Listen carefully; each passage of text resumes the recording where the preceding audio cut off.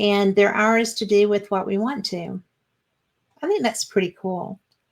And while I always try to have a really terrific day, a really terrific year, a really terrific month. Hello, Jeremy. Hey, Lori. I think that it's more important just to understand that not every day is going to be the perfect one, no matter how hard I want it to. And that's okay too. So, anyway, enough philosophy for the day. Philanthropy, that too, but that's a whole different ballgame. But I love Fate Magazine. I love being the host of Fate Magazine Radio. I've been doing this for 5 years, a little over 5 years now. I love getting my editions every month. And if you're not subscribing, you should. It's a great magazine. It's been going, we're 75 years old, 76 almost. And it's really a cool thing. It started just under anomalous topics. I'm going to be reading out of the very, very first edition, which is one of my treasured items. Thank you to Phyllis for sending me that. And pretty nice birthday present. So, but the artwork is something that Fate has always been famous for. This has a little bit of a glare. I can't help that, but it's beautiful. This one, a friend of the magazine and show, Stevie Tombstone, did an article on tattooing, and that's why that's there. And I told somebody the other day that Mothman was my first show. Mothman was not my first show. My first show was Flatwoods Monster. Same period, same towns, but different monster. And I got to interview the gentleman, Andrew, who is the curator at the Flatwoods Monster Museum. I didn't even know there was a Flatwoods Monster until Fate. So if you're going to start with something that's really a trip for you, right? So anyway, I just love this. I love the cover. And I also like that hi, Mark. That this was so interesting because there was some talk at one point about it being a paratrooper. There was talk about a lot of different things. My dad was 82nd Airborne Division, and I know what parachutes look like, and nothing that these people talked about even sounded close to being like a parachute. So there's that. But let's see. This is one of my favorite editions, and that could be because, bam, my story is in here. I love it. It was, I shared about my adventure at the Winchester House, and to me, that was a lot of fun. I thought that being invited to come out there and join the investigation was one of the most flattering things that's happened to me in the paranormal field, period, really. Getting to investigate it with really good friends was cool because we all bring a different perspective to our paranormal investigations. We have a lot of similar styles, but we all have things that we do differently. And I think that's very neat. We have Lori Dorsey was there. She is my paranormal research adventuring partner. Mikey Thompson, who was also in Scotland on both of our trips. Rick McCollum, who was part of the talent with Patty Negri for that event, was really, he's a great investigator. And when he says, the title of his book is Believe in Me, it's because they do. He gets a lot of interaction. He does not tolerate malarkey, and they know that. And it's just a lot of fun. Something that a lot of people do not know about is, let's see, now I've lost there's another one that's been floating around here in and out, so it'll be back. But this is my pride and joy. This is the very first edition of Fate, and it was Kenneth Arnold's story, The Truth About Flying Saucers. He is the man that named them flying saucers because that's how he termed them. They were, going through the air, perfectly clear day, calm air, nothing would have caused a problem, as you're going to hear later. But I just think it's brilliant. And this, unlike the recent Fates, was actually a serious binding. And it's just a really good collection thing. You can still get them. But I just think that it's pretty cool. So something else that I didn't know we did, or someone does, was, and I found this. Actually, David found this for me, and it's True Ghosts. Okay, so this is going to be 75 years haunting tales from the vaults of Fate magazine. Hi, Melinda. So I think that this is something that I think is very cool, and I've not even really gotten into it yet with everything that's been going on. But we go on vacation Thursday, so I'm pretty excited about that, and I'm going to be taking it because I'm going to be reading. So no dogs, no housework, no laundry. Lots of it when I come back, though. This is something that I thought was really cool because at one point in time, Fate magazine decided that they were going to go to a regular magazine format instead of being the digest size. This is one of the offerings that was Species Link. And as you see, it's the full size of a magazine. And people, I think, were kind of outraged a little bit because, not really outraged, but they were so disappointed because Fate products are digests. And so that's why we came back, and Jeremy in chat, Mark in chat, a lot of people I've interviewed all tell me that with Reader's Digest, Fate magazine was their reading material of choice in their downtime in their restrooms. It's quite a claim to fame, I guess. But it's true. It is true. But I just think that it's so cool. And this particular copy had animal communication, and Sandra Ingerman, y'all may know Sandra, wrote on the spirit of water. I do believe in that. This is from 2015. So I just wanted to let you know, I've always threatened that I was going to do a show where I'm reading from copies of Fate. This is that show.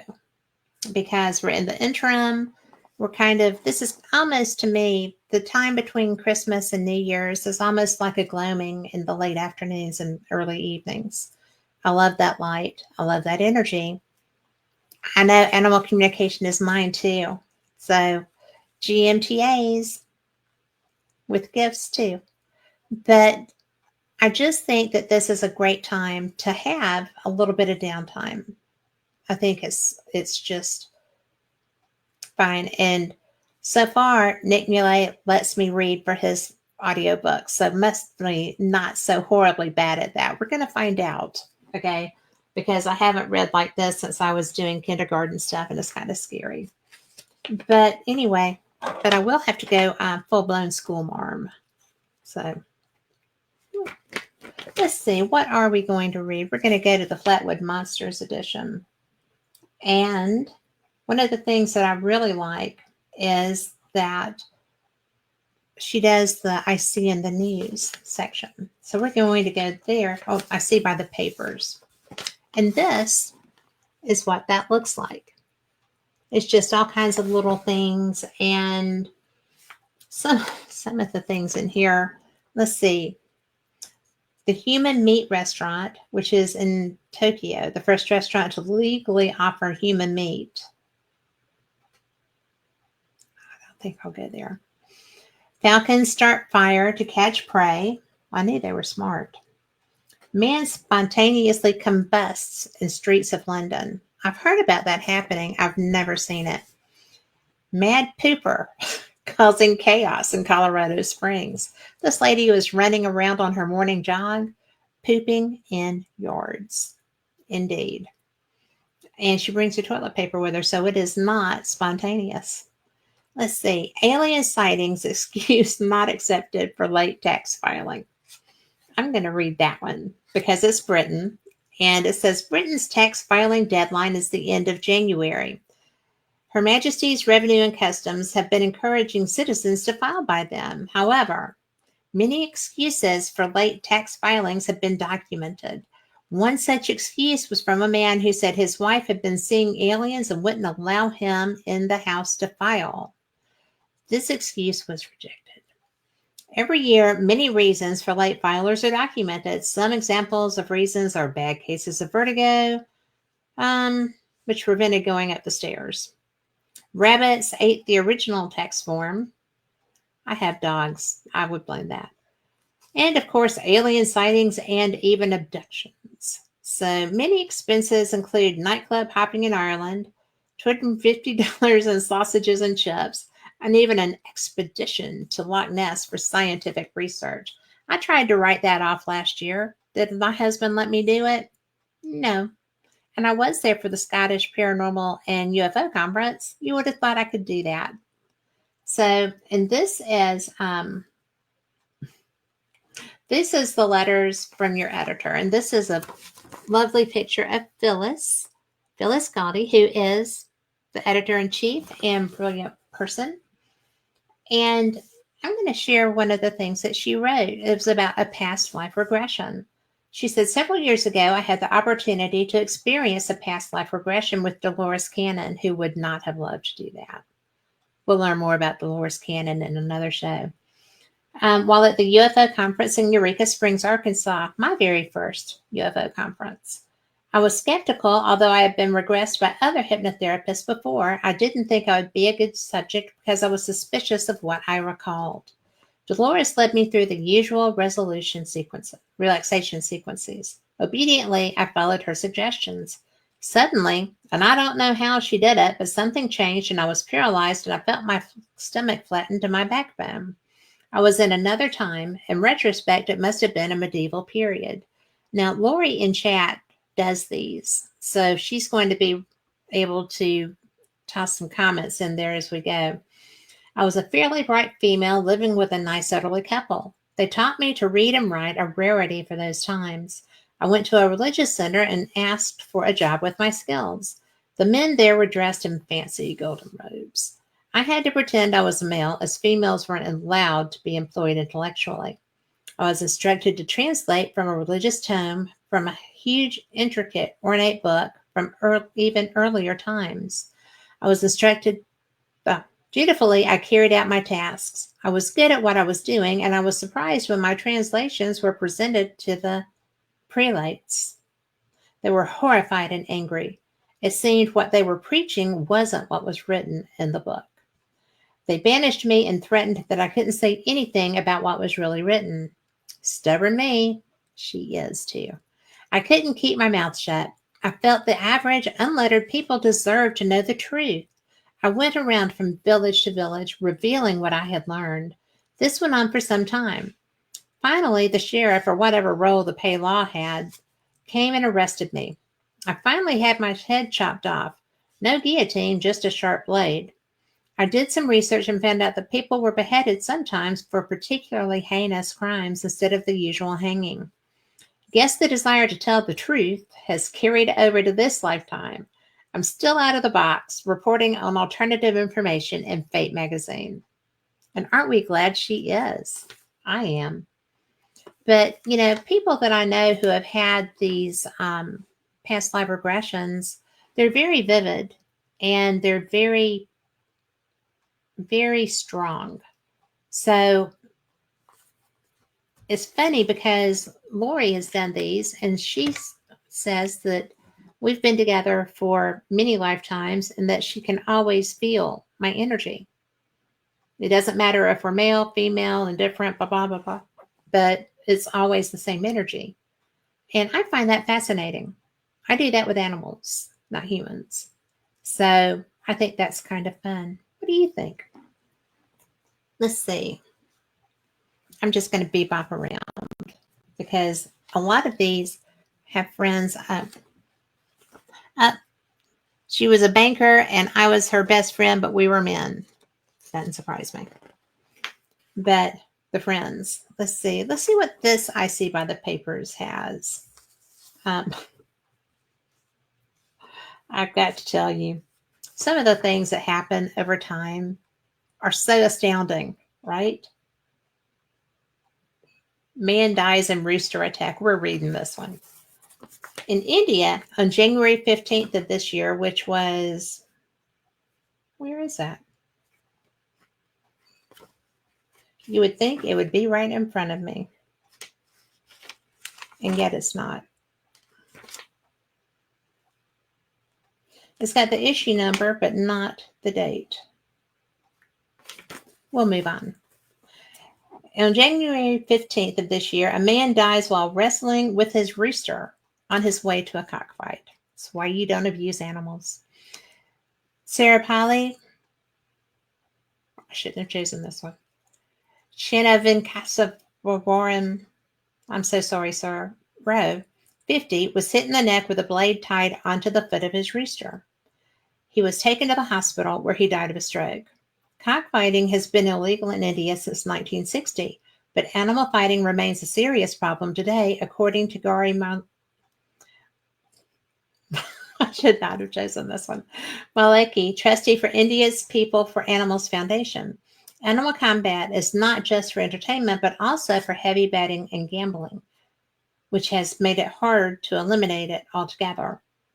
Sarapalli was a father of 3 and a regular at cockfight events. So I just find that amazing, truly. And for some reason, my phone is listening to this. All right. And I liked this tip. I wanted to share this one. Extra land.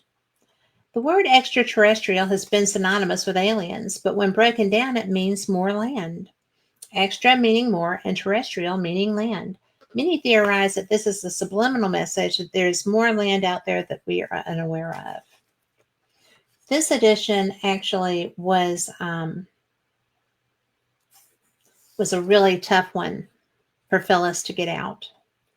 Rosemary Gully was her best friend. And this was right when Rosemary had passed away. And it was not expected. So I just think that that's something that mattered so much to her.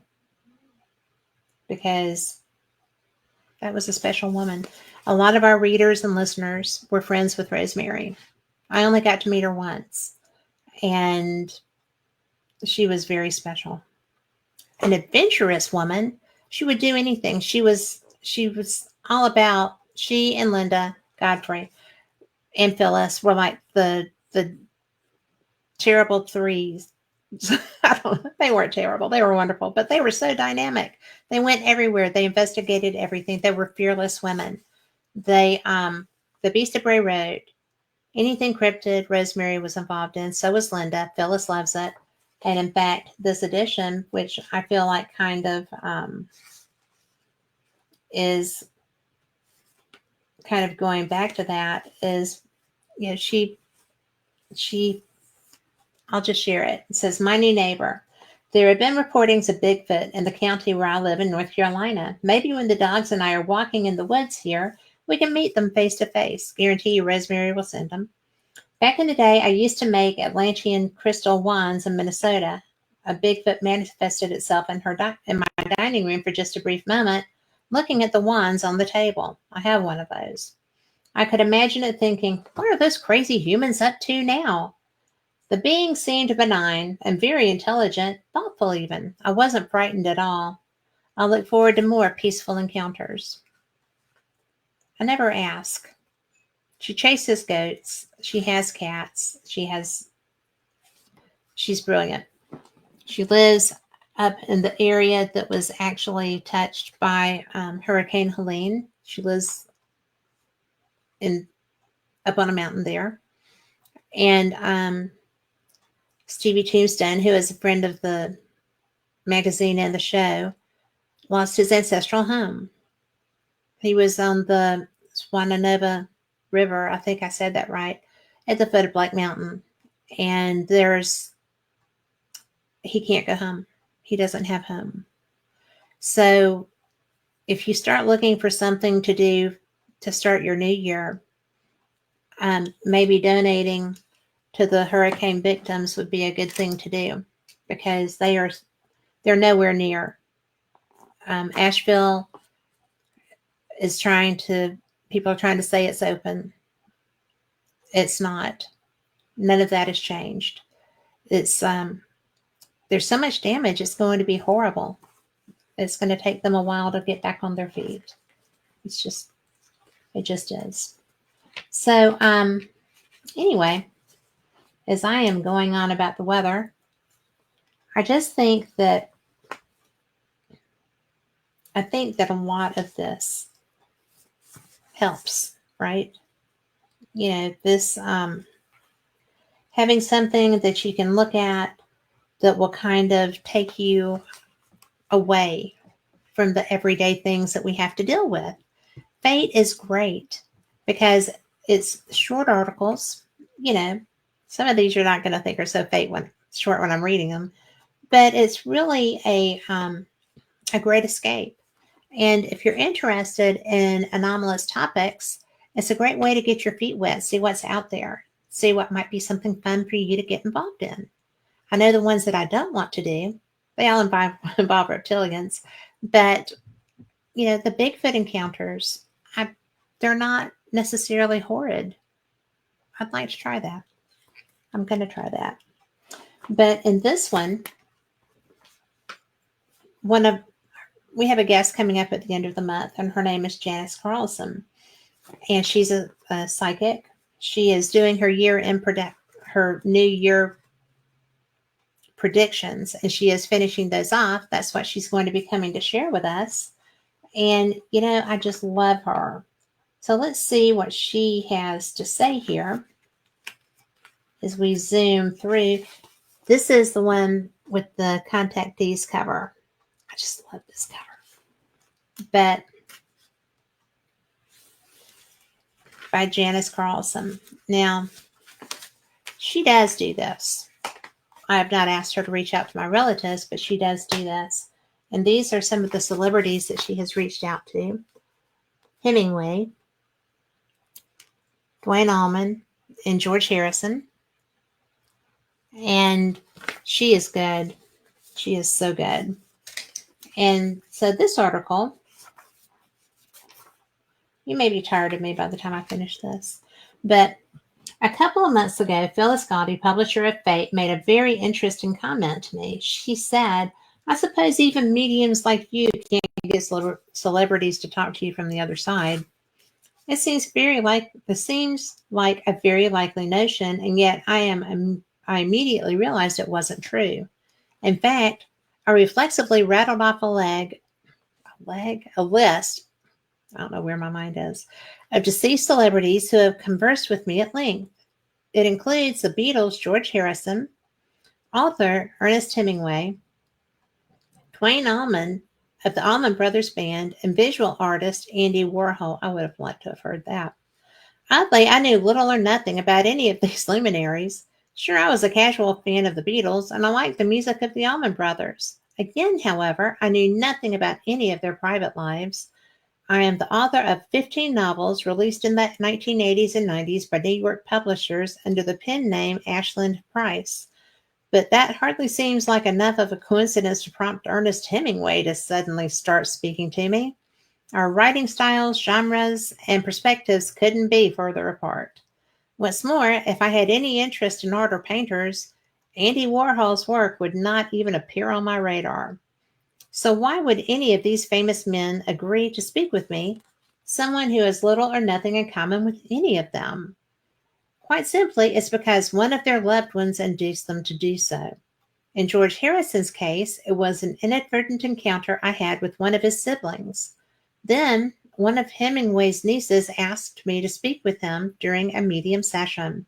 A past girlfriend of Duane Allman paid me to communicate with him on the other side, and one of Andy Warhol's journalist friends requested a medium session with him.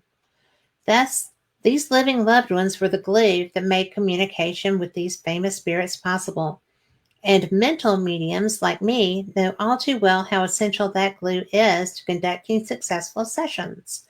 Unlike channeling and physical mediumship, the mental variety involves a three-way conversation.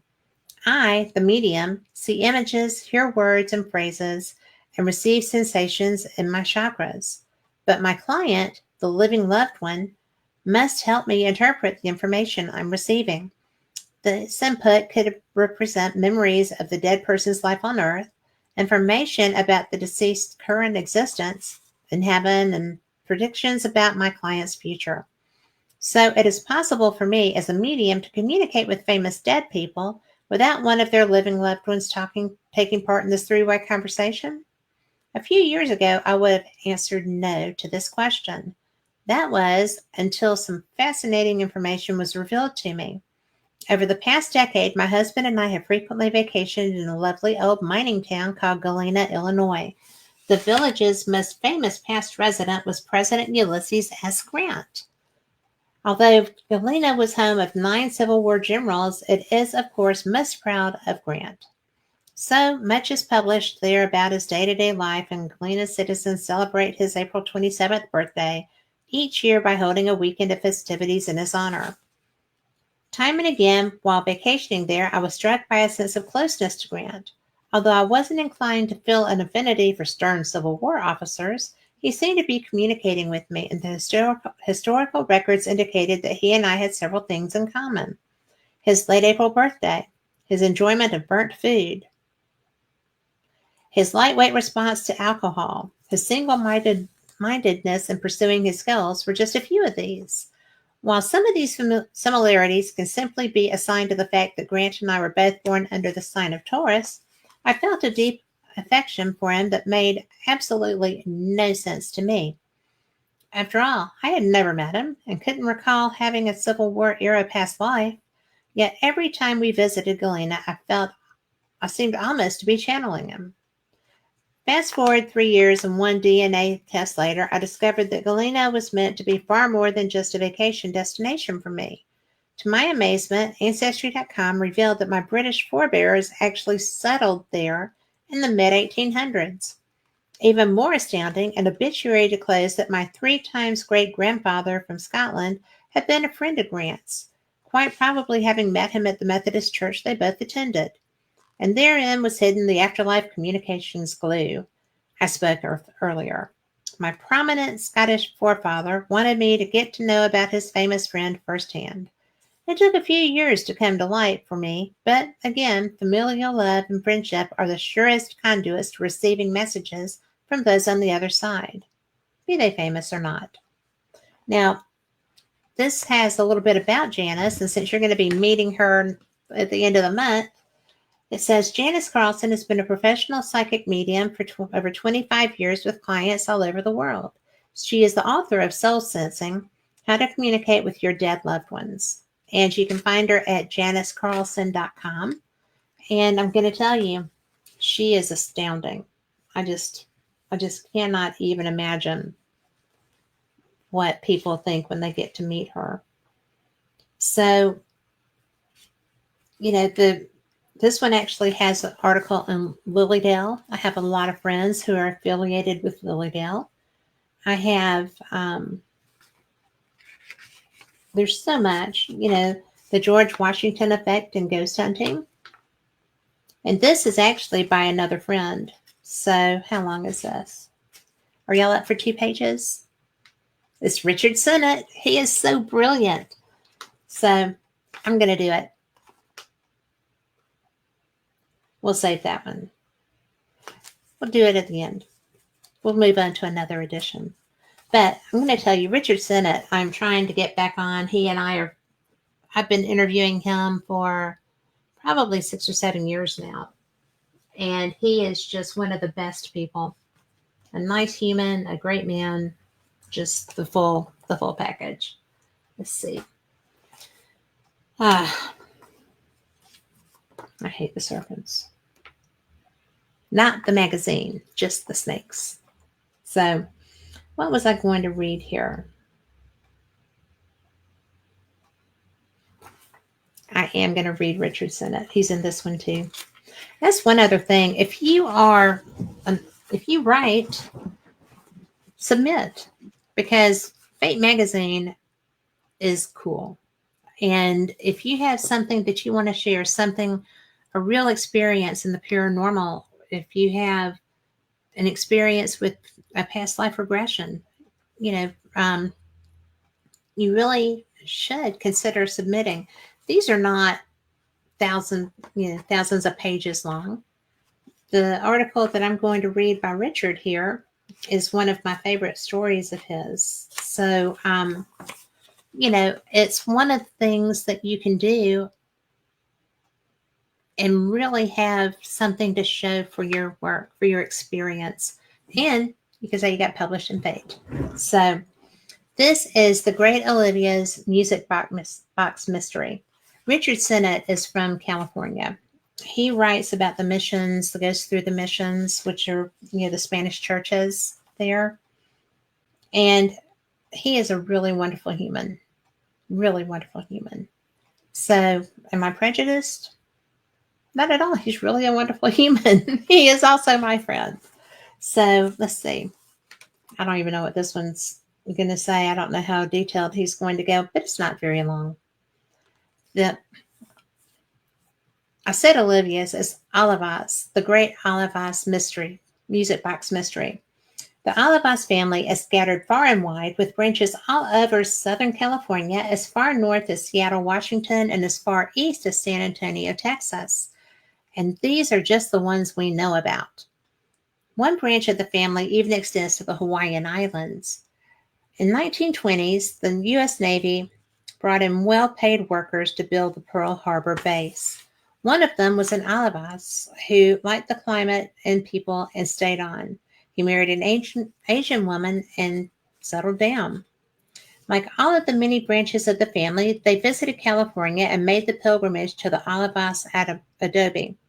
When I was the site manager, I made a special point to meet with them and give them a tour of the house. I also asked them what they knew about the history, stories of the house, and events linked to the family. The Hawaiian Olivas family came on a rain-soaked afternoon well after closing time, but they had called ahead, so I stayed open to give them a tour. They didn't drive in until after 5, but I was happy to meet with them and get their family history. They told me their story of the great robbery, and this when the bandits cut the gold buttons off the girls' dresses, took their rings and earrings, as well as $30,000 in coin. Then they told me about the Great Olivas Music Box. I'm going to take a swallow because, dry tongue and throat makes for a bad reading. They said that Don Raimundo was rich and purchased a huge music maker with a giant crank on its side. One had to turn that with both hands. It also had 2 life-size dancing marionettes, a man and a woman operated by strings that performed for each song. This music box played a number of songs and became well known all over California, so much so that the governor of the state made a special trip to San Buenaventura to see the thing and marveled at its performing figures. Hi, Tom McNicholas. I knew that Don Raimundo collected music makers. One we have at the house, another is in the Ventura County Museum of Art and History. I have seen 2 others and have heard of 3 more, but nothing like the massive machine they were describing. Then it hit me. The music maker was our barrel piano. It has dancing figures, but they are only 3 inches tall. Telling the story of the music machine in faraway Hawaii, they described the figures as bigger and bigger with each account until they were life-sized. Storytelling is like that. Each time a tale is told, it's slightly changed and made just a little bit better. I brought them into the sala and played the barrel piano for them. They couldn't believe this was the legendary Olivas music box. They said it must have been another one that was sold or given away. They enjoyed their stay and took many pictures of the house to take back to Pearl City. They were so crestfallen over the music box, I had to tell them it was possible that there was such a massive music maker. There is much we do not know about Don Raimundo. Maybe such a piece will be discovered someday. But I think something grand might well have made it into the historical records or newspapers of the day. So he is, if you have not read Richard Sennett, he is just a prolific author. You can find him on Amazon. You can find, I think his website is still richardsennett.com. And he is one of the great raconteurs of, well, any era, really. He's just fantastic. But let's see. I actually had so many things slated through these different places that there's never anything boring. And I am so glad to see y'all in there. If you have any comments, if you have anything, just holler, put it in chat. And if you are listening on YouTube or Facebook or wherever, we're just so very glad that you're here, because I love seeing you guys. I love when I get to know that my friends are out there. Let's see. Let's mix it up. Oh, what is this? Why did I bookmark this? Oh, unusual laws from around the world. This is a Phyllis article. They're always special. Are you ready? I am. Japan has a simple rule when it comes to discovering life in space.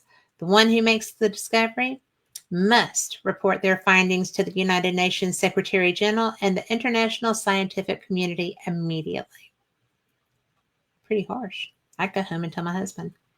In Wyoming, a weird law exists where you need a permit to photograph rabbits, but only during the months of January through April. Do chickens adhere to laws? This has to be where the joke originated. In Quitman, Georgia, chickens are not allowed to cross the road on their own. I guess they'll have to tell somebody why they want to go. In Switzerland, there is a strict regulation of no flushing the toilets after 10 p.m. One must conclude their business before that time, I guess. In Syria, that just seems very personal, doesn't it? In Sri Lanka, it is illegal to take a selfie with the Buddha statue. It is considered a sign of disrespect to take a selfie as you are turning your back on Buddha. One doesn't do that. You don't even do that here. In China, it is illegal for Tibetan monks to reincarnate without permission from the government. Not sure how they plan to enforce that law. I've known some Tibetan monks, one in particular well, and they do not follow rules. In British Columbia, when the Bigfoot was first sighted during the 1800s, they created a law to protect the hairy creature. Anyone is found to have shot and killed a Bigfoot will be fined $250,000. Bear in mind, this was in the 1800s. That was a chunk of change. It's a chunk of change now. Washington State, just below in the U.S., has a similar law as well regarding the cryptid. I didn't know that because, that's where the Olympia Bigfoot Expedition Group works. So that's interesting. In Baltimore, Maryland, you could receive up to a $500 fine and even a year in jail if you were caught doing tarot, palm reading, or any type of fortune telling, as it is illegal there. Yeah, this is the one I just wrote in. This has to be, don't do that. Don't do that in Baltimore. They're very rigid there. In 1995, Beira do Brazil, passed a law setting aside 5 hectares of land for a UFO airport to cater to the flying saucers being spotted in the area. The city has also sanctioned an annual ET Day. I did not know that. So, let me see.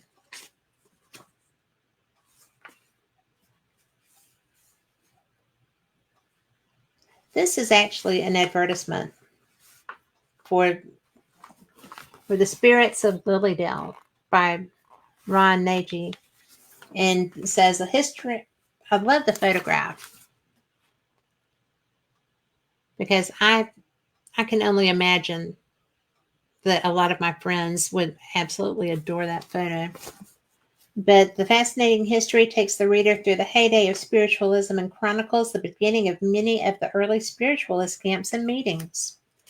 Enjoy a year-to-year summary of the first 26 years of the Cassadaga Lake Free Association, now called Lilydale Assembly, as if you were there when those events occurred. Numerous photos capture the spirit of the era. That's really pretty cool. Go you run. So this is something that I think might be upsetting because you remember when the Space Shuttle Columbia came in and broke up over the desert and such? Well, this article is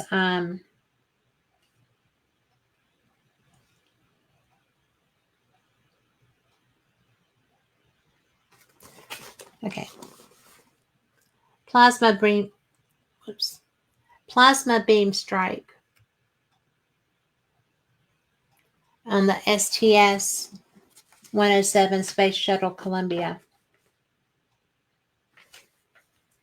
You know, this is long. I'm not going to read all of this, but I will share the imaging. What? This is STS-107 is struck by a winding purple plasma beam over California. And that is photo credit to DMP TV, Peter Goldie, 2003.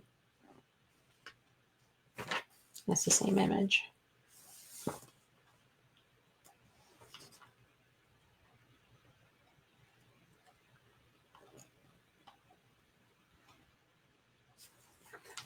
This is interesting because it includes a quote by Lou Elizondo. Do you know who he is? He is the person that was over ATIP and the Advanced Aerospace Threat Identification Program that the Pentagon was running on our money without telling anybody that UFOs might be real. But in June, and Lou is straight up. I have met him.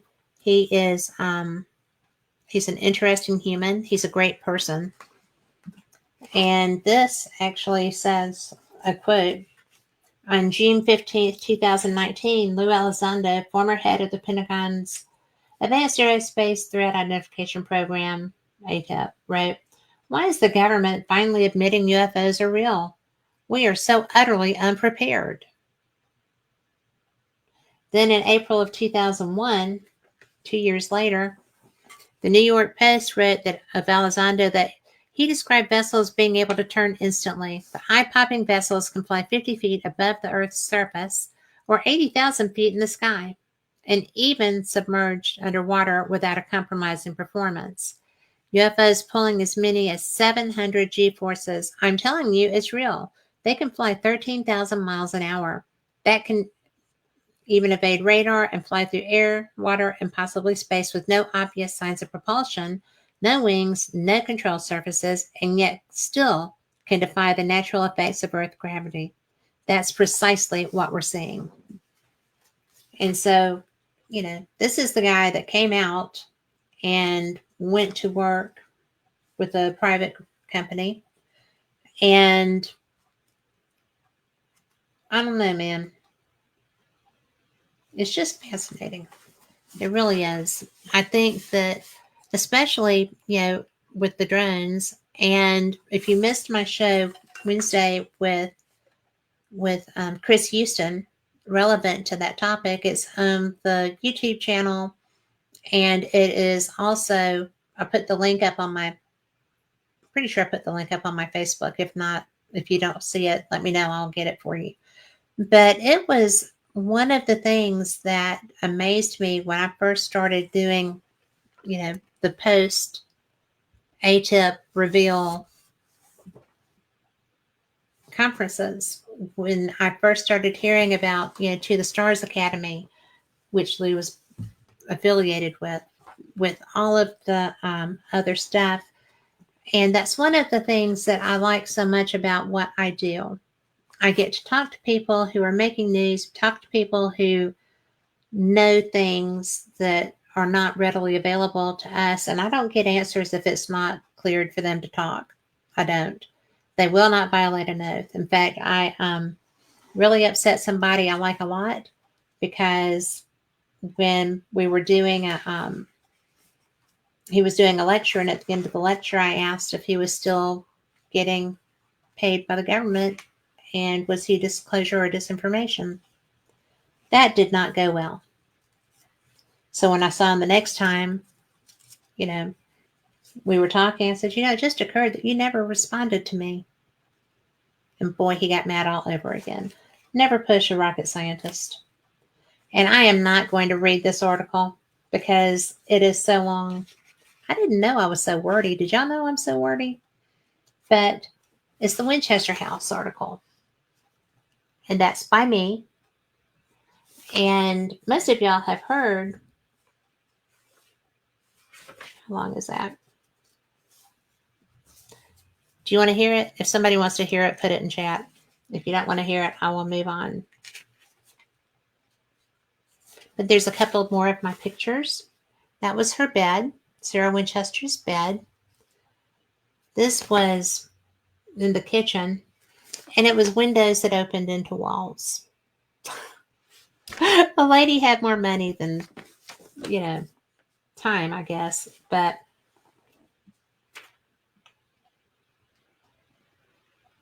let's see. I'll read you an excerpt from it. Is that okay? Oh, Tom says, sure. Okay, I'll read it. But I was recently invited to investigate the mysterious Winchester House, one of my bucket list locations for a paranormal investigation by Jim Martin of the Spirit Realm Network and Rick McCullum. My stuff calls him McCullum, and I always harass him about that. Founder of the Hollywood Ghost Hunters. To say I was excited is an understatement. True.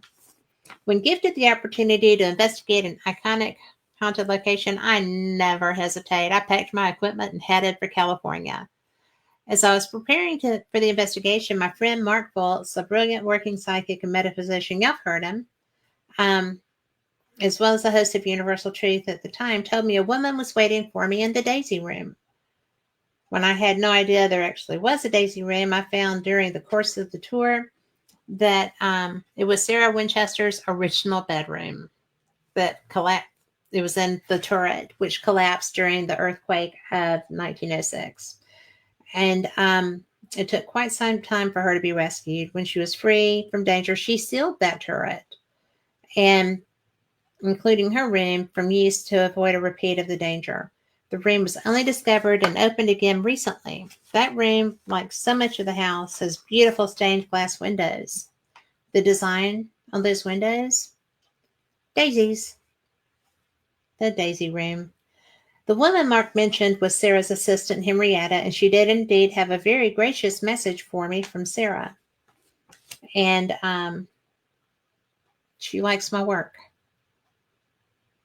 I don't know. I don't know if it's the paranormal investigation or the show or whatever. But, if Sarah Winchester likes it, we're good. So anyway, there's a bunch here about how she built it. She lost both of her loved ones, her husband and her child. And she felt like it was because the Winchesters were the creators of the Winchester repeating rifles. And she felt like because so many people were killed by those rifles that her husband and child were taken in payment of sorts. And she was concerned that the deaths were the result of revenge sought by spirits of all who had been killed. A psychic that she saw, it was like the psychical movement was pretty much just starting and strong. And so legend says she built the house we see today based on that psychic's advice. She was to build a house large enough to house the spirits of those Sarah feared. According to the Smithsonian Magazine Online, she had 16 shifts of workers, paid 3 times the normal wage, working 24 hours a day nonstop until her death in 1922. She holds a Guinness World Record for longest continuous construction of 38 years. She took the 8-room farmhouse that she had originally bought and created a 24,000 square foot mansion. There are 160 rooms, 52 skylights, some in floors and walls. The ones in the floors, Lori got some great SLS footage on. 10,000 windows, including some of the beautiful stained glass, 2,000 doors, 17 chimneys, 13 bathrooms, 47 stairways and fireplaces, and yes, 1 shower. Priorities. There are easy rider stairs, which have a very small lift. I mean, seriously, I'm making them a better fit for Tiny. She was only 4'10", Sarah, but demanding more distance to achieve the rise needed between floors. The staircases zigzag through their climb. They're easy to go up, but quite different. The on-site tours gave understanding of the home's history as well as her life experiences. They helped me understand her building obsession as well as her progressive mindset relevant to business and care for employees. She provided housing for the managers of her mini farm. She paid a living wage to all of her staff. She was decades ahead of her time in many ways. When doing the tours, I felt very drawn to a piece of furniture, a beautiful secretary built into a display cabinet that was very familiar. I realized it's because I have an almost exact match of it in my home. It was my grandmother's, and we've always called it the monster. I felt right at home. The best part of being in the Winchester house was experiencing the true beauty and unique designs throughout. The intercom system alone was fascinating. It was installed and utilized before there were such things. I would have loved the opportunity to use that as part of our investigation. I still have not figured out how to do that, but I'm considering the possibilities. I'm still considering them. Some of the areas around the house had such innovative designs, I wondered why they weren't part of the designs in some of our other historic and even modern homes. Her indoor garden had a method of self-watering that continued through the house, meeting other needs. Then there were the oddities. There were stairways to nowhere, several doors that opened to a sudden drop or into a wall, a piano that appeared to play itself, a floor light, which was a skylight built into the floor near her seance room, and windows that faced walls.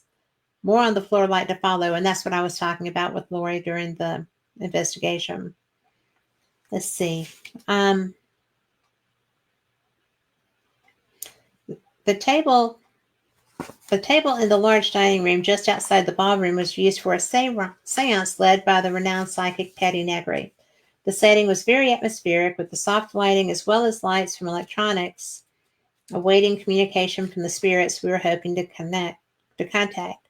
I personally heard my mother coming through a spirit box near me, so I found it to be a rousing success. Patty is amazing if you get the chance to work with her. Her seance methods are welcoming to spirits and participants alike.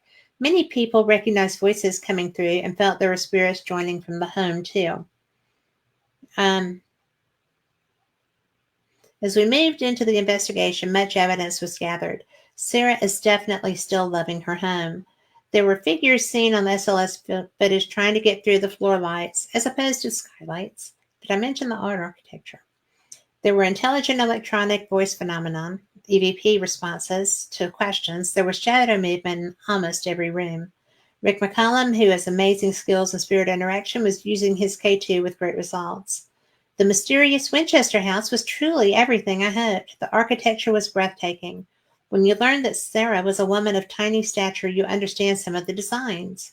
The property is just as energetic and quirky as presented in the research I had done.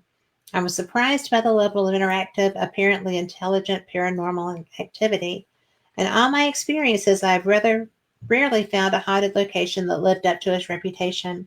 The Winchester house exceeded all expectations. Would I investigate there again? Absolutely. Is the Winchester house haunted? In my experience, it is haunted. It is as haunted as it is beautiful. If you love paranormal activity, you'll love investigating there. So I just thought that was kind of fun. It's just fascinating to me. I've got the psychomantium. I am not a successful mirror gazer.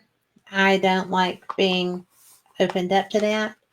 However, one of my former guests, Dr. Raymond Moody, read an article that followed mine in this edition. And seriously, Angels, the H.P. Lovecraft edition. And, Anunnaki. So, Raymond is brilliant. I was so fortunate to be able to interview him. And that was when I very first started. He lives nearby. I should probably follow up with him. The key to successful mirror gazing session was a proper mental state of the client who shared my goal to answer one question. Can apparitions of deceased loved ones be consistently facilitated in normal, healthy people? I devised a set of simple criteria for the test subjects I would assemble. They must be mature people interested in human consciousness.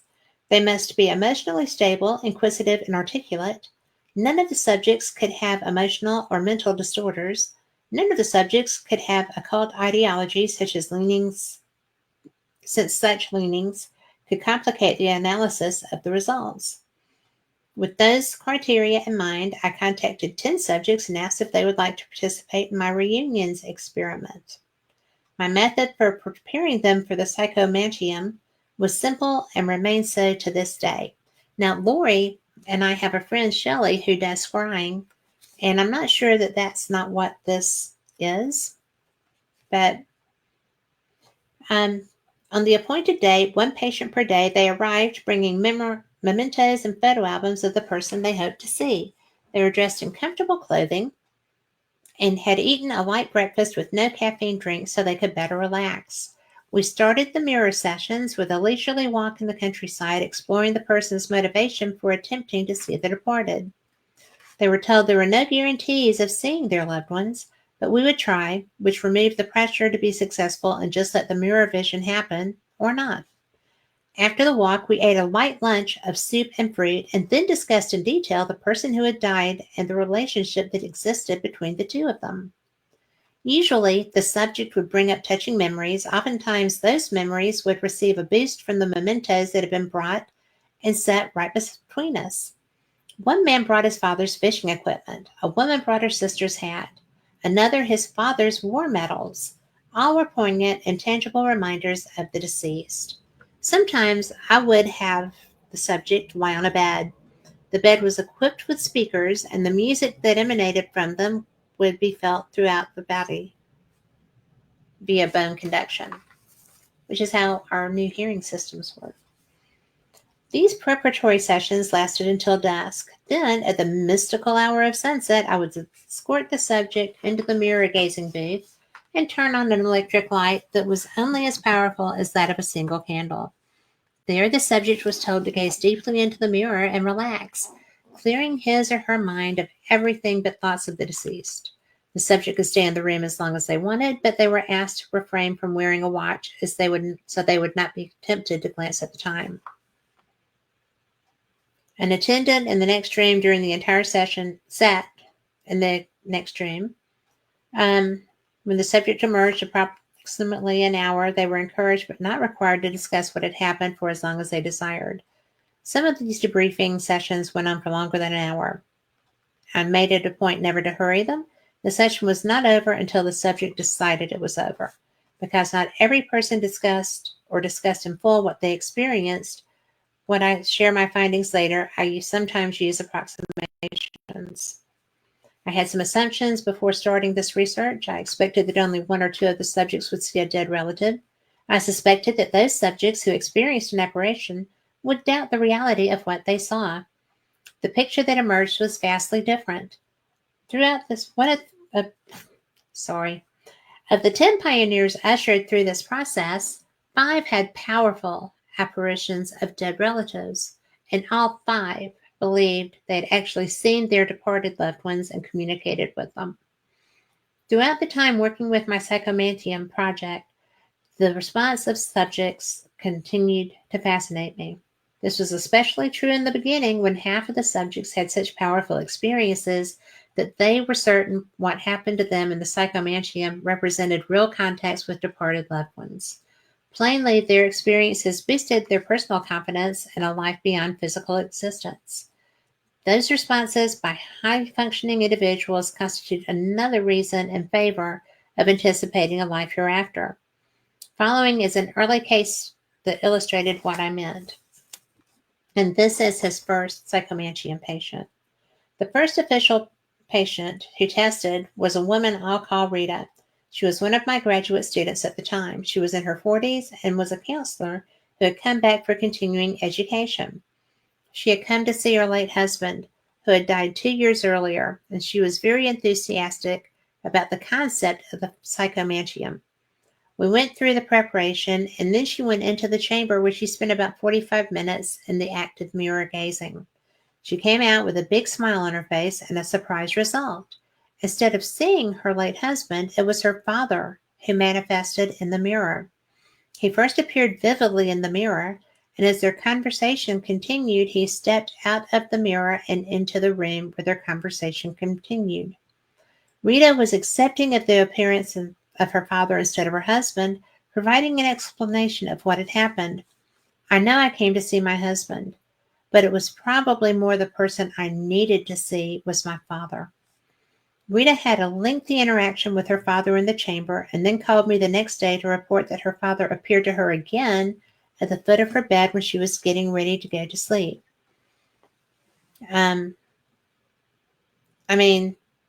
This is actually an excerpt from his book, Proof of Life After Life, and you've got to read that book.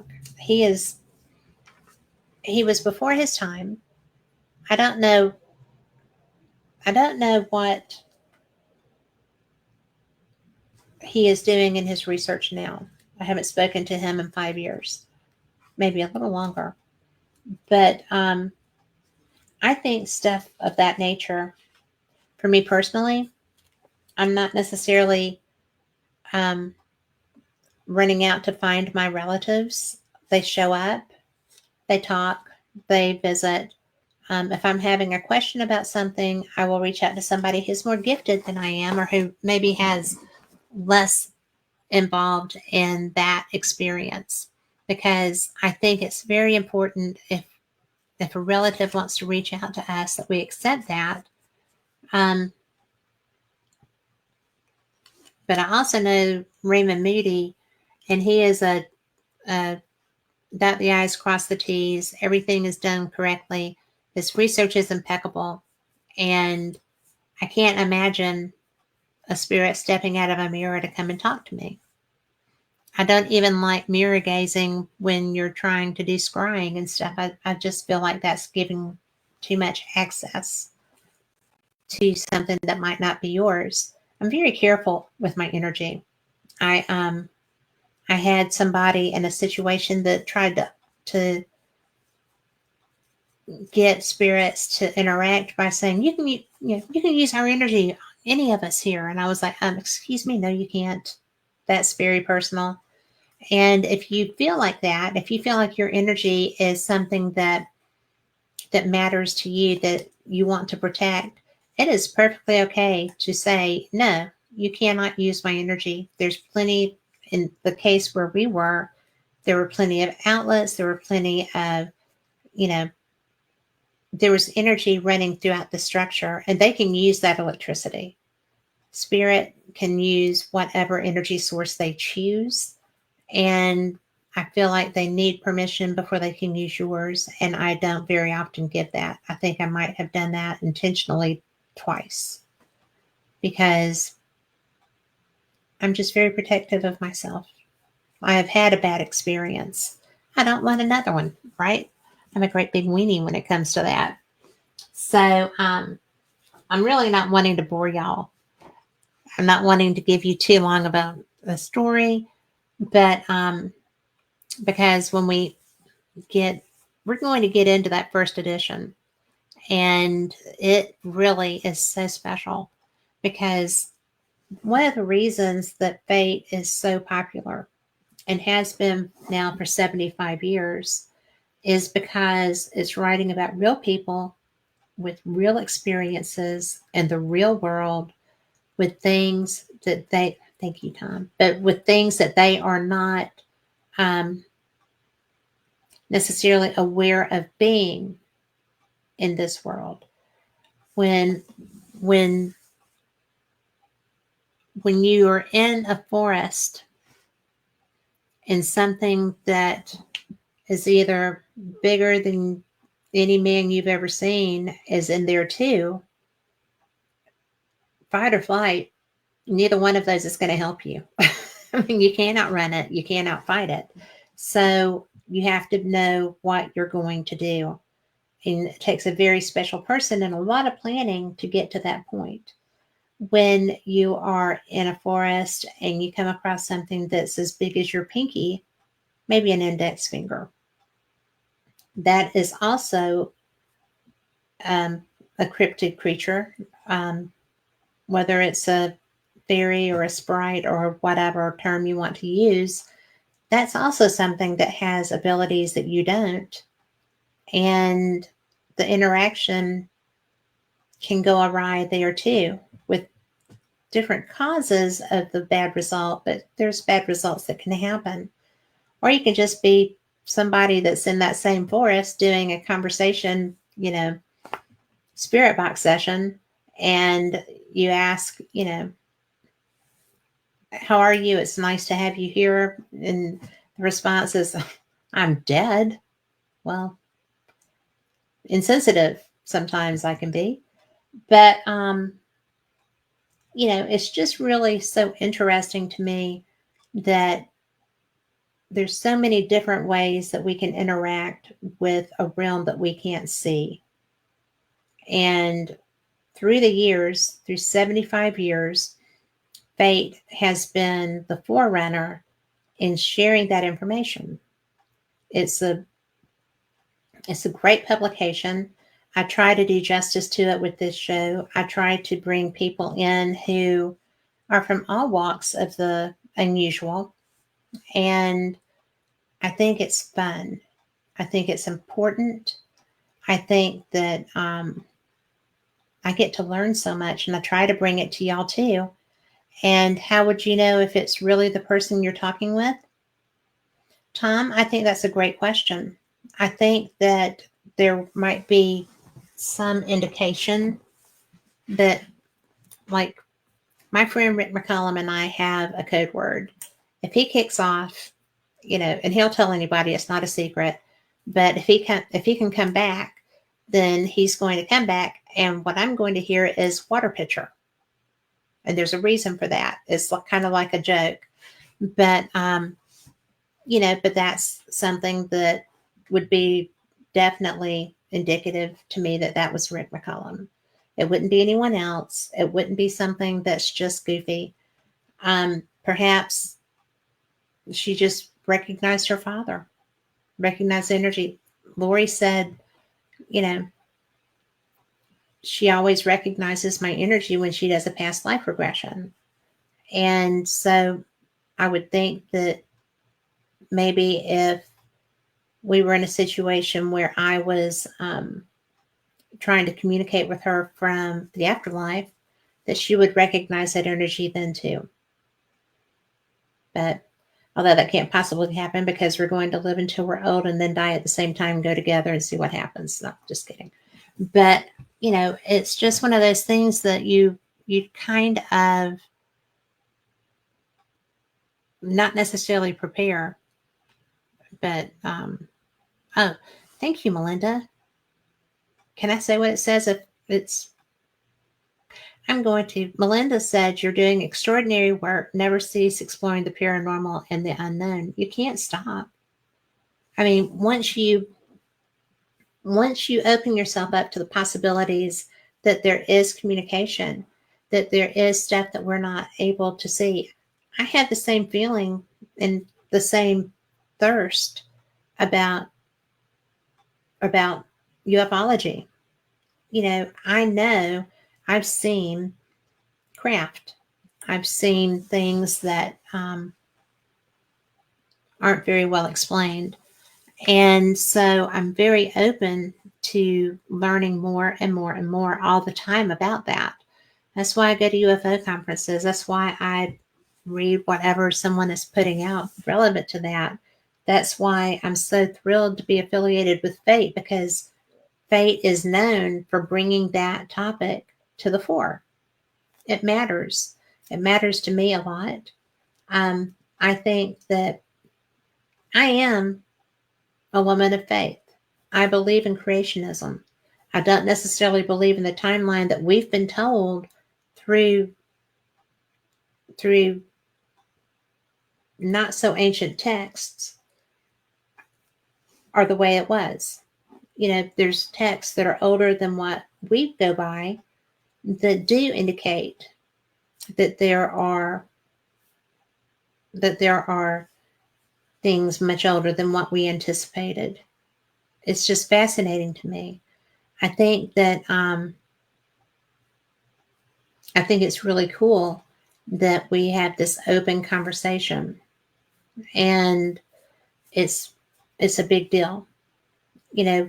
Phyllis was able to interview Zecharia Sitchin, who found Sanskrit and all the other stuff through the pyramids and developed an understanding and learned that language and interpretation. It's a great interview. You should see it sometime. But it's really just, there's so much. There's so much out there.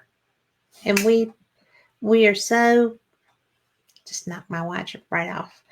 But there's so much that we're so cocky about. And we shouldn't be. We are earthbound. We are, I can fly 8 hours and be in Scotland, but I can't fly 8 hours and be on the moon or Venus or circling the sun and coming back, going and making sure that Pluto is still in the area, since, he lost his planet status. He might have an ego problem. But, there's all this other stuff that obviously we're seeing stuff too. There's too many people seeing this in the skies. And I'm not talking about the drones, but have you noticed that in the last week or so, there's been no coverage of those drones? I don't think they stopped flying, but there's no coverage. I'm glad I had Chris Houston in when I did last week. But, it's really just one of those things that, it matters. It matters to me. It matters to a lot of other people. It's like we all have our color Kool-Aid. I have friends that are just, their color Kool-Aid are witch trials around the world. So many people were killed for nothing other than man's inhumanity to man, or men's inhumanity to women, or, whatever other reasons. But, I was not aware until a few years ago that the Scottish witch trials were so much worse than the American ones.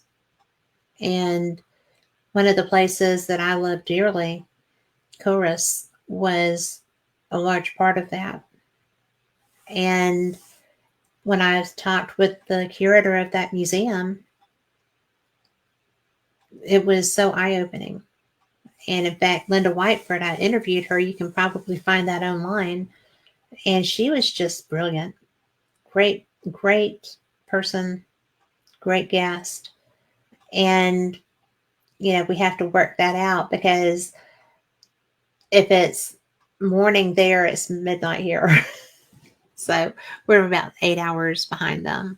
But, it's really worth it to bring those shows to people, because people here didn't know that. When I did that show, and they have the Witch Trials Museum now in Scotland, I haven't been to that. I don't know that I will go. I'm very empathic when it comes to that. It just shocked people here, because nobody knew.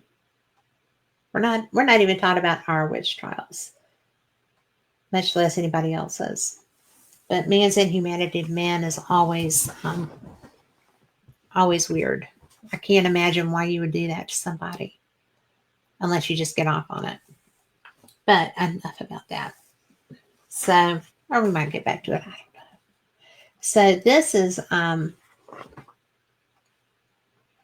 I just think this is so cool.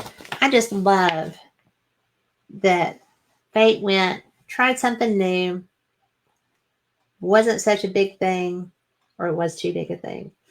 And they said, oh, nope, we are going back to what got us here. So, but I still like this. And the species link, it's the Journal of Interspecies Telepathic Communication. It's cool. I'm telling you, Phyllis is so freaking out of the box. So, let's see what we have here. Again, there is Phyllis. Ba-bum, ba-bum, ba-bum. Isn't she awesome? I just love her. So, I'm just going to read you some of her little editor's notes. So, in water, Publisher's Compass, water. We are excited to help bring the importance of water to the forefront of people's consciousness. The animals already get it. They accept the necessity of water, live in it, enjoy it, play in it. They don't pollute it and take it for granted. This issue of Species Link Journal presents many wonderful viewpoints and insights about water. And then, let's see, origins. Dr. Masaru Emoto has done an amazing amount of work to help us realize the importance of good thoughts and changing the energy of water with our thoughts and intentions. Think Ghostbusters. Large bodies of water have been changed and cleansed with meditation and prayer. His favorite crystal formation was love and gratitude. Just by placing a piece of paper under your water glass with the words love and gratitude or any other positive statement will change the energy of the water, imbuing you with that frequency when you drink it with awareness. His important work with water crystals showed before and after photos of how thoughts, music, and intention fundamentally changed the structure of water. I have seen the results of that, and it is astounding. Dr. Emoto recalled how he almost drowned as a child. When he was about 6 years old, he and an older friend went swimming in the ocean near his home. They went out further than they should, and suddenly the sea swallowed him up. After going under several times, a small boat finally came by and he was rescued. While recounting this experience with his mother, she explained, "You can float if you just give in." How many times have we told that about a rip current, by the way? He took that advice to heart, and all his life he would go with the flow as he moved in the direction his life would take him. Although there are many techniques, devices, and methods of purifying water, Dr. Emoto proved with his many experiments that we can change water with simply our intention. His work has benefited mankind immeasurably, teaching us we can change and improve our precious water with simple, inexpensive efforts. Growing up in rural North Dakota, a stone's throw from the Cheyenne River was an unforgettable experience for me, Phyllis, and my 4 older, rowdy, unruly brothers. We were free to play unsupervised much of the time. Water was always an important factor in our lives. The flooding of the river, the rainfall so important for farm crops, the huge snowfall in the winter. Water largely shaped our activities. As a young child, I remember almost drowning a few times. The first time was on a frozen river in the winter. I was riding on a sled being pulled behind our International B tractor. The tractor fell through the ice and I almost froze. My older brothers were skiing far behind on long ropes. My oldest brother, Bob, who was driving the tractor, quickly pulled me out of the below zero icy water and carried my freezing body up to the house. Next, I remember swimming in a dam near our home. I was going down for the 3rd time when a friend pulled me up by my hair. The dam was about 20 feet deep in the center, so I would have been hard to find in the dark water. I would go fishing by myself in the Cheyenne River, scramble out on a tree trunk with my little rod and reel with no supervision except for Rex, our family dog. I had recurring dreams of living underwater. In this dimension, we would swim under this giant, simple, tent-like structures where we would sleep. We were able to breathe in the water. Was this memory of a different life form, perhaps? I have talked to other friends who also have some remembrance of living in and underwater. Even having Even though having some tumultuous experiences with water, I remain fascinated by it and grateful for its essence. I'm sure our readers have all had dramatic experiences and memories of your interaction with water and how it has affected your life. We would love to hear about them. So I just love these things. But she also said that psychic crime solving, we have a delightful story about a gray African parrot who solves a crime committed on his family. Maybe we're overlooking an excellent source of information from our non human friends.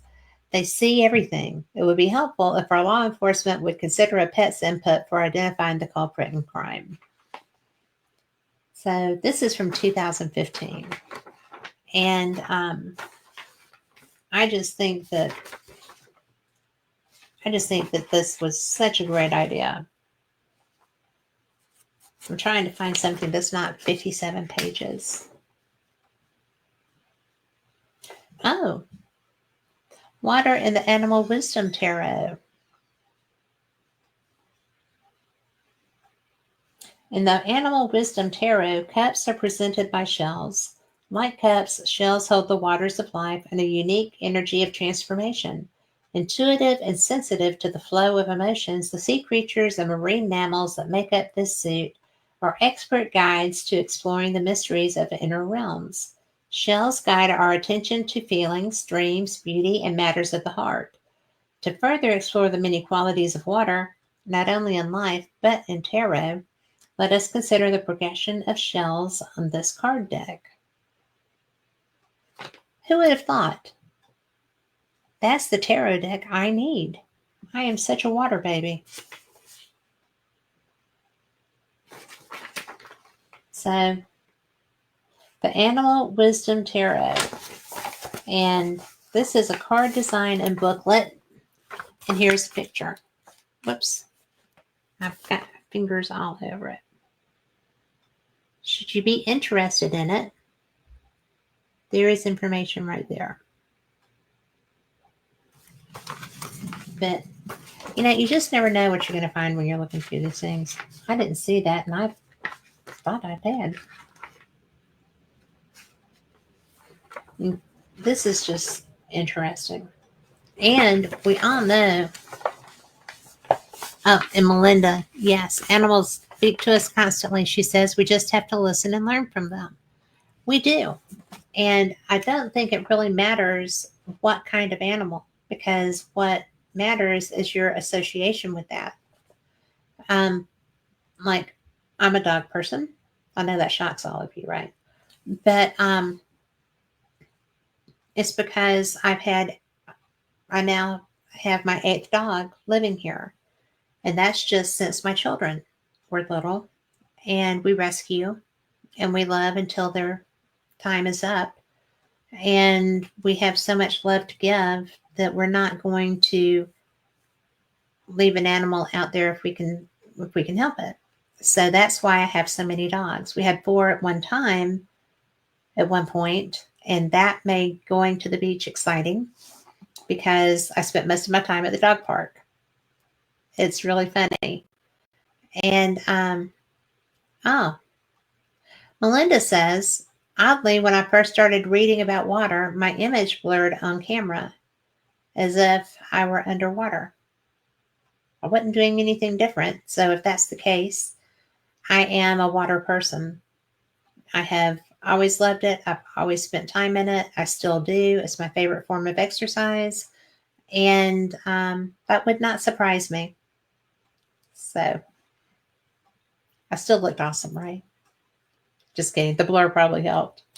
But I really liked this article, and I'm going to share it too. It's, again, this whole edition is about water. Okay, and this is by Marla Larrabee, and it is Water Carries Intelligence. So water carries within it the infinite intelligence of the universe. It is the source of love, peace, and joy. It knows that the earth will find its own balance. People worry and struggle on a daily basis, but this is not the case with water. Our earth is powerful and will find a way to restore balance. There is no struggle within water. There is a trust in the universe to do what is best. The love within water for humanity is far beyond what can be put into words. It is powerful and all-encompassing. Water knows that all the love, peace, and joy within the universe is within each human as well. It is within every living thing, and only our minds get in the way of our knowing that. Animals know and understand this. They honor the power and life-giving energy within water. We as individuals have the ability to alter the structure of water through our love and gratitude. When we bring water into our homes through a tap, in bottles, through a filter, we are encouraged to simply hold the intention of love and gratitude for the water, to honor the water for coming into our lives and providing nourishment for our bodies, and to acknowledge the water for the life-sustaining force that it is. The simple act is far more powerful than we can even understand. If we do this every day, thinking of all the water on our planet and thanking it for all that it does for us, the changes can be far-reaching. The changes can be far-reaching. It is so simple and only requires a genuine, heartfelt sense of gratitude and appreciation. We don't need to try to understand this with our minds. Our minds are limited in their ability to comprehend it. No, don't need to understand how this works. All we need is a genuine sense of love and gratitude for water and for life in general. If we can hold this intention each day for even just a small part of the day and feel it with our whole heart, we will feel the love of the universe in return, and our planet as a whole will be changed for the better. And, it's really an interesting thing to me because I'm not very woo. I'm really not. But when it comes to water, I am. It is something that has brought me peace throughout most of my life. When I have had trauma in my life, I go to it. I'm drawn to it. In fact, I have been known to run to it when there was something that was so difficult I didn't know how to cope. And it's something that matters. And Tom says he's a Scorpio and he doesn't understand why it's considered a water sign. I'm a Scorpio, and maybe I'm why it's considered a water sign. I don't know. But I just think that something that's interesting to me is that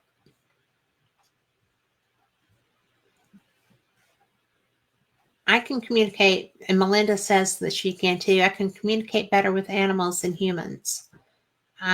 Animals, I don't scare animals. I'm kind of a strong human, and sometimes that doesn't always come off well. I have opinions. I'm not really afraid to share them, but I'm not ugly about them either. So it just is what it is. But let's see. I'm trying to find it. Oh, and Lori said that the ocean brings peace. The song of the ocean is calming for her. And she's going to be coming, down soon. So she's going to be real calm at the end of the month. I'm just saying. But I am so excited that I can share that with people. And, Melinda says, water brings great peace. And I think it does. I'm not necessarily all about understanding why it does. I think it's because we come from water. I really do. We are a large percentage of our makeup is fluid. And we live in water, in the amniotic fluid, prior to our birth. So I think it's just comforting. I know it is for me. I hope it is for everybody that, is supposed to be. We all have our things. I don't like bugs and snakes and stuff, so the woods aren't necessarily my thing. On a screened porch and a nice cabin, the woods are my friend. I like to hike. Don't have anybody to hike with, but I like to hike. And, it's just sort of an important thing for me. I think we're all supposed to be able to be in nature and become one with it because it's where we came from. in time. Do you hate water? So now, my very favorite, and this is this is a big deal to me. This is the first edition of Fate. The cover article is Ken Arnold's experience. It's what started ufology. It's what got the term flying saucers to be the vernacular in our system. It's it's really it's really a big deal, right? The Kenneth Arnold article is really long. Um, I don't know that you want me to read all of it, but it's really so interesting. And this was back in 1948. 75 years, baby, of Fate magazine. So let's see.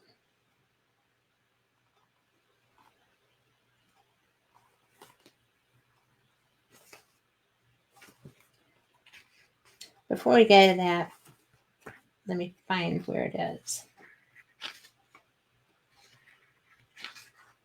Yeah, this is long.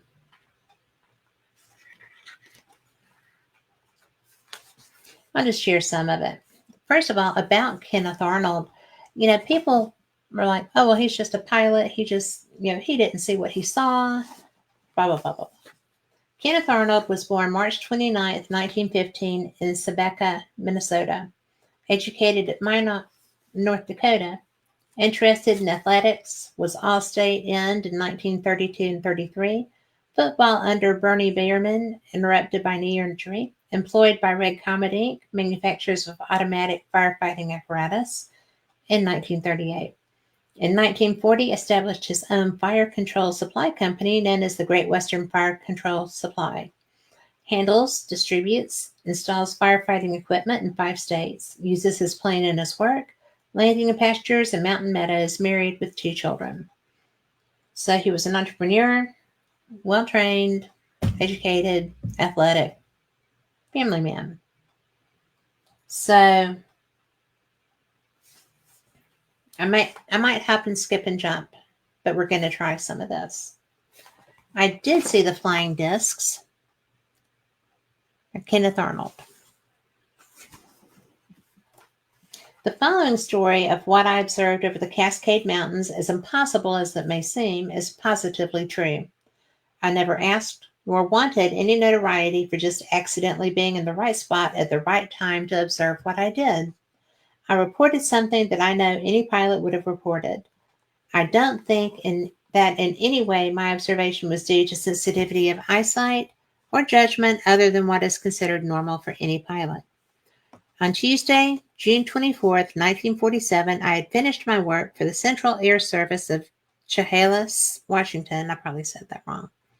And at about 2 o'clock, I took off from Chehalis, Washington Airport with the intention of going to Yakima, Washington. My trip was delayed for an hour to search for a large marine transport that supposedly went down near or around the southwest side of Mount Rainier in the state of Washington. This airplane has been discovered at the time of this writing, July 29, 1947. I flew directly toward Mount Rainier after reaching an altitude of about 9,500 feet, which is the approximate elevation of the high plateau from which Mount Rainier rises. I made one sweep of this high plateau to the westward, searching all of the various ridges for this marine ship, and flew to the west down and near the ridge side of the canyon where Ashford, Washington is located.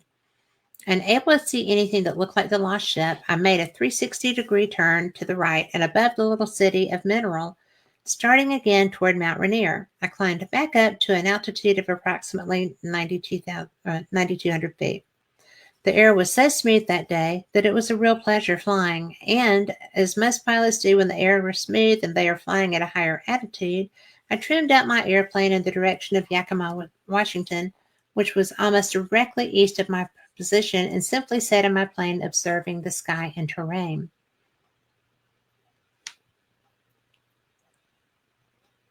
Oh, picture of someone behind me. Yes,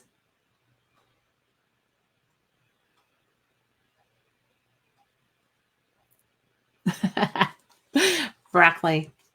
That would be my grandma. Yes. And she is in a photo right back there with my grandpa. Look, wrong way. That's them right there. So thank you, Melinda. Hi, Mort. We're talking about the Kenneth Arnold story. Let's see. We were where he was simply flying his plane, enjoying the terrain and the sky. There was a DC-4 to the left and to the rear of me, approximately 15 miles distant, and I should judge at a 14,000-foot elevation. The sky and air were as clear as crystal. I had not flown for more than 2 or 3 minutes on my course when a bright flash reflected on my airplane. It startled me, as I thought I was too close to some other aircraft.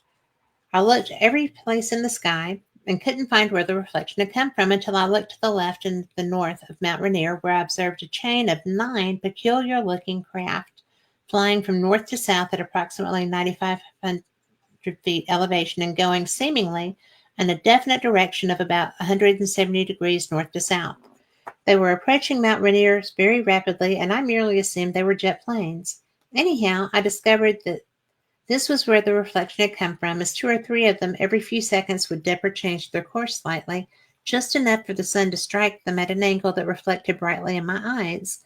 These objects being quite far away, I was unable for a few seconds to make out their ship or their formation. Very shortly they approached Mount Rainier, and I observed their outline against the snow quite plainly. I thought it was very peculiar that I couldn't find their tails, but assumed they were some new type of jet. I was determined to clock their speed. I had 2 different points, Mount Rainier and Mount Adams, to clock them by, and the air was so clear it was very easy to see the objects and determine their approximate shape and size as far as 50 miles. I just remember distinctly that my sweep second hand on my 8-day clock, which is located on my instrument panel, read 1 minute to 3 p.m. as the first objects of this formation passed the southern edge of Mount Rainier. I watched these objects with great interest, as I had never before observed airplanes flying so close to the mountaintops, flying directly south to southeast down the hog's back of a mountain range. I would estimate their elevation could have varied 1,000 feet one way or the other, up or down, but they were pretty much on the horizon to me, which would indicate they were very near the same elevation as I was. They flew, as I have frequently observed geese fly, in a rather diagonal chain-like line, as if they were linked together. They seemed to hold a definite direction, but swerved in and out of the high mountain peaks. Their speed at the time did not impress me particularly, because I knew that our Army and Air Forces had planes that went very fast. What kept bothering me as I watched them flip and flash in the sun right along their path was the fact that I couldn't make out any tail on them. And I'm sure that any pilot would justify more than a second look at such a plane.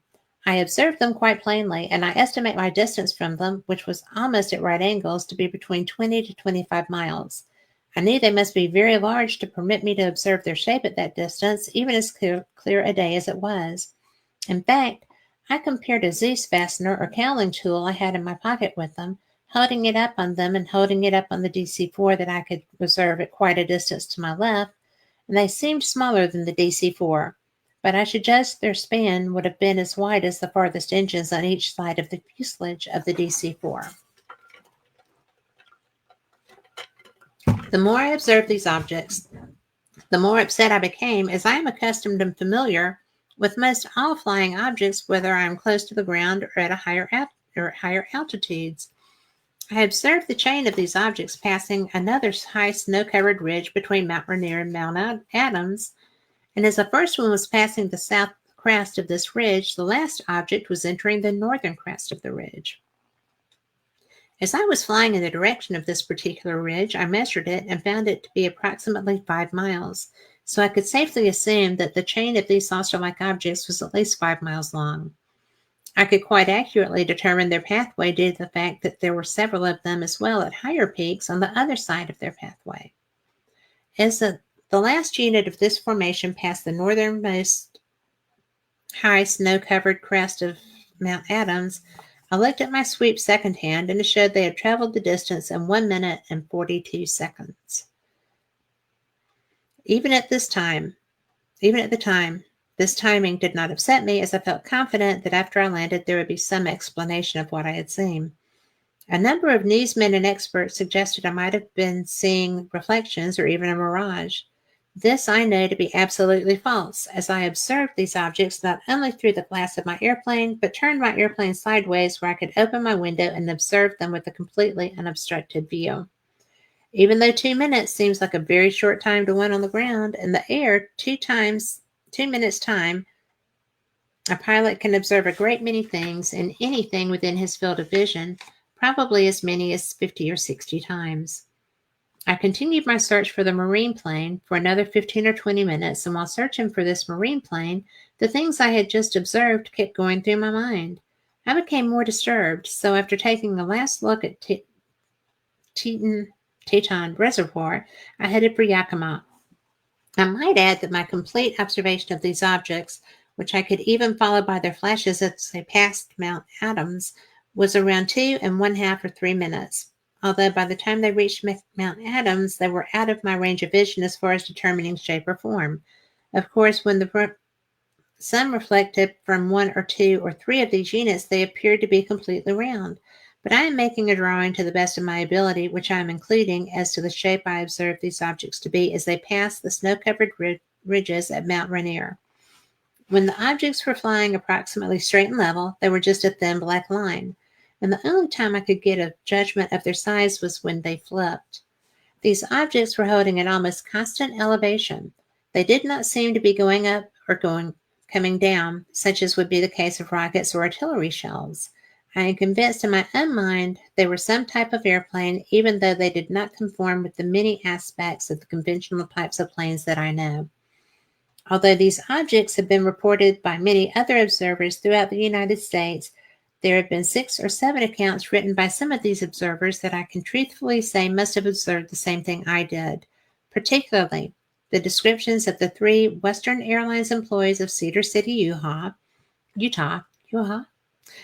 the pilot from Oklahoma City, the locomotive engineer in Illinois, John Corlett, a United Press correspondent of Boise, Idaho, Dave Johnson, a news editor at the Boise Daily Statesman, Captain Smith, a co-pilot, Stevens and Marty Morrow of United Airlines, and Captain Charles F. Gibeon and Jack Harvey of United Airlines, both of whom on May 28, 1947, made their observation on United Airlines Flight 105 westbound out of Boise.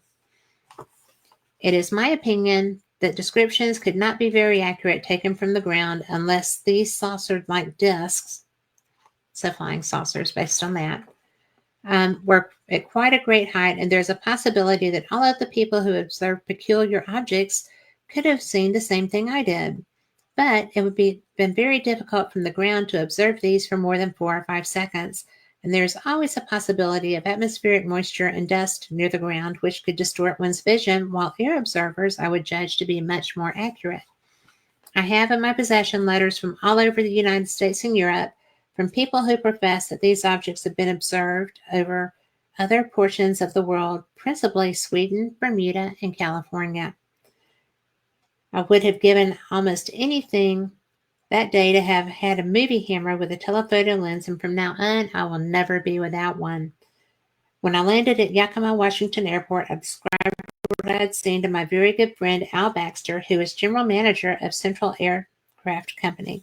He listened patiently and was very courteous, but in a joking way didn't believe me. I did not accurately measure the distance between these 2 mountains until I landed at Pendleton, Oregon, that same day, where I told a number of pilot friends of mine what I observed, and they did not scoff or laugh, but suggested they might be guided missiles or something new. In fact, several former Army pilots informed me they had been briefed before going into combat overseas that they might see objects of similar shape and design that I described, and assured me I wasn't dreaming or going crazy. I quote Sonny Robinson, a former Army Air Force pilot who is now operating dusting operations at Pendleton, Oregon. What you observed, I am convinced, is some type of jet or rocket-propelled ship that is in the process of being tested by our government, or could even be some foreign government. Anyhow, the news that I observed these spread very rapidly, and before the night was over, I was receiving phone calls from all parts of the world, and to date I have not received one telephone call or one letter of scoffing or disbelief. The only disbelief that I know of is what was printed in the papers. And it goes on to include, he didn't consider it to be funny at all. To me, it is mighty serious, and since I evidently did observe something that at least Mr. John Doe on the street corner or Pete Andrews on the ranch has never heard about, is no reason that it does not exist. Even though I openly invited an investigation by the Army and the FBI as to the authenticity of my story, or a mental and physical examination as to my capabilities, I received no direct interest from these two important protective forces of our country until 2 weeks after my observation. I will go so far as to assume that if our military intelligence was not aware of what I observed and reported to the United and Associated Press and over the radio on 2 different occasions, which apparently set the nation buzzing, they would be the very first people I would expect as visitors. I've received a lot of requests from people who told me to make a lot of wild guesses. I have based what I have written here in this article on positive facts, and as far as guessing what it was I observed, it is just as much a mystery to me as it is to the rest of the world. I saw them, and I know they are real. My pilot's license is 33489. I fly a Cal Air airplane, which is a 3-place single-engine land ship that is designed and manufactured at Afton, Wyoming, and is an extremely high-performance, high-altitude airplane that was made for mountain work. The national certificate of my plane is NZ33355.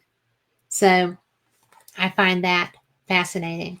This book, this article started ufology. That is my opinion, but I absolutely believe that it is a fact. This man, it's just astounding. And Mort, you can find me on Fate Magazine Radio Live. You can find me under Kathryn, Kathryn Hobson. I'm on Facebook. I am on Twitter. I do Instagram, but I don't remember which thing. I think it's under Kat Hobson. But Melinda, broccoli is my favorite vegetable. And my grandma always would fix me broccoli with cheese. So I always ate vegetables. I still do.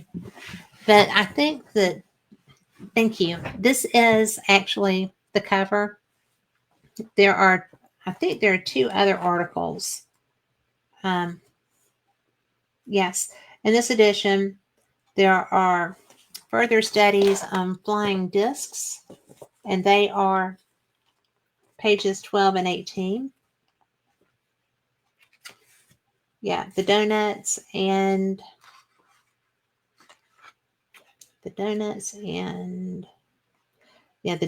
an interesting thing. The mystery of the flying discs, which actually includes an image. Let's see. Can you pull that overlay down? That's all of the books that we've used tonight. But I wanted to show this picture. There we go. This is in the third article in here. And this is ace photographer.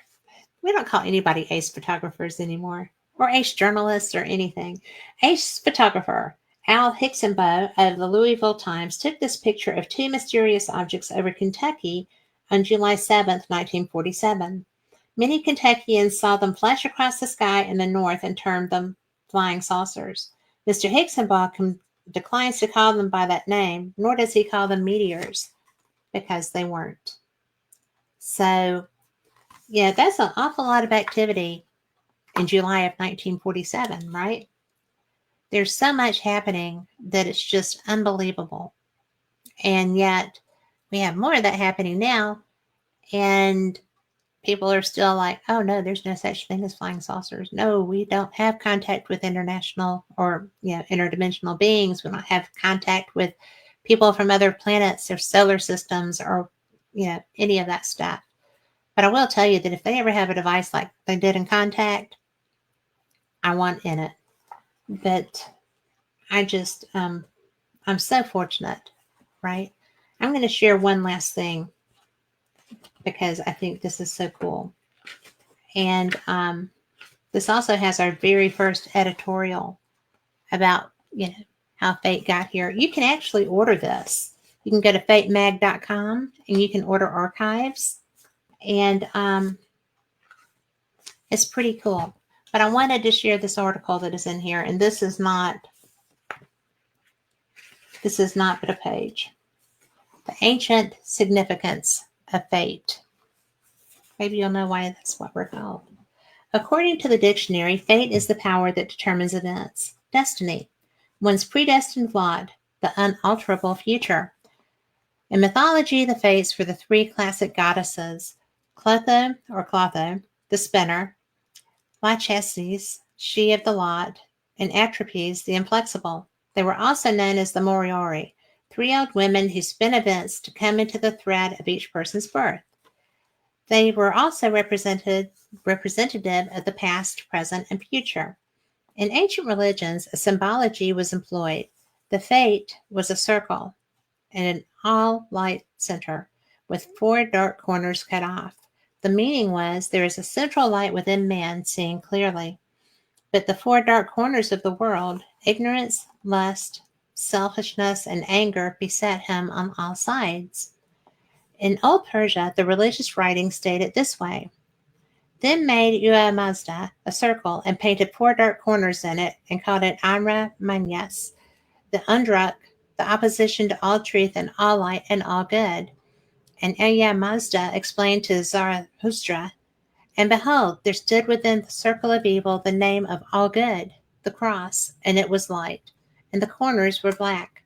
Onya Mazda called this mark fate, explaining to Zenwartha, the all pure, saying, the name of this mark is fate, from which there is no escape, no separation, forever. Ancient Egypt also knew the fate.